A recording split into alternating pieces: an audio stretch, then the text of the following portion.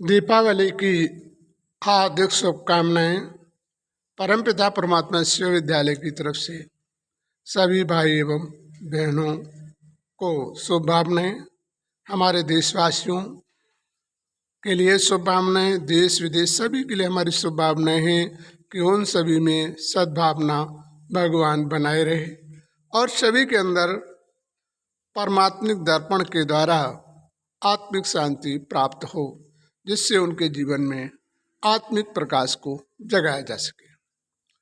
दीपावली क्यों मनाई जाती है? दीपावली का मतलब है हमें अशांति, विवाद, अन्य प्रकार की अनेक विघटन होने की जो व्यवस्थाएं होती हैं, इनको एक रूप बनकर हमें अपने जीवन में परिवर्तन करना चाहिए, जिससे हमारे जीवन में आने वाला समय भी हमारे साथ सही तरीके से प्रयोग हो और हमारे जीवन में भी वास्तविकता, हमारे जीवन का परिवर्तन हो, जिससे हम अपने जीवन में सात्विक गुणों का भी धारण कर सकें और अपने जीवन को वास्तविक परिवर्तन भी कर सकें।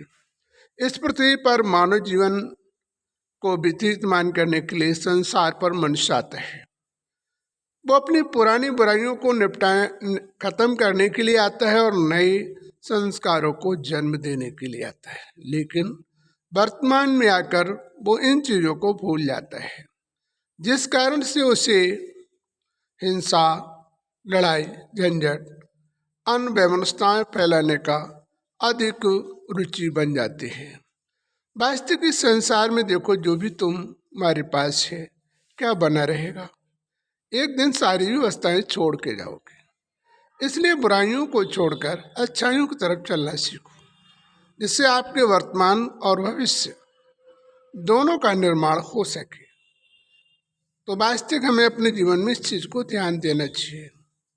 और वास्तविक के इस संसार में देखा जाए तो सबका रचयिता एक ही है, लेकिन समय को देखते हुए हमारे धर्मों में विभाजन हुआ, एक से अनेकता में परिवर्तन हुआ, जबकि सभी एक थे।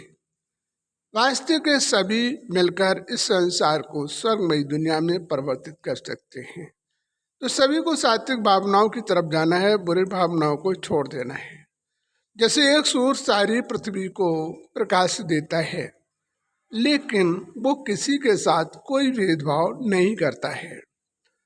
इसी प्रकार से परमात्मा भी संसार में समस्त प्राणियों की देखरेख करता है। उसके कर्म के अनुसार से ही उसे फल देता है और कर्म के अनुसार से ही उसे दुख और सुखों में परिवर्तित करना पड़ता है। इसी प्रकार से देखें कि जैसे एक परिवार में लोग रहते हैं, आगे चलकर आपस में लड़ाई झंझट या बिखराव होना प्रारंभ हो जाता है। यही धर्म का स्थल रहा। सभी एक थे, उसके बाद अनेकता में जब परिवर्तन हुए तो वैमनस्यताएं होना प्रारंभ हो गया। एक दूसरों को विरोध करना लोगों ने प्रारंभ कर दिया। धर्म की सम्मान की जगह पर अनादर करना एक दूसरों का प्रारंभ हो गया। अपनी नीति, कूटनीति का प्रयोग करना प्रारंभ कर दिया। जबकि देखा जाए तो प्रत्येक आत्मा जब शरीर छोड़ती है तो आत्मिक के प्रकाश ही निकलता है, और इस शरीर में जब आते हैं तो आत्मिक प्रकाश ही आता है। भेद मनुष्य सिर्फ उसके सोच का है, उसके विचारों का है और उसकी भावनाओं का है।